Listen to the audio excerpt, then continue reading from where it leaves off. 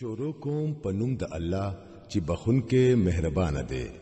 او آیا زه پناه غواړم د انسانانو د رب، د انسانانو د بادشاه، د انسانانو د حقيقي معبود، داغه وسوسه اچونکو د شرنا چې بار بار واپس راځي، چې د خلکو په زړونو کې وسوسه اچوي، خوا کو هغه د پیریانو نوي او کو د انسانانو نه.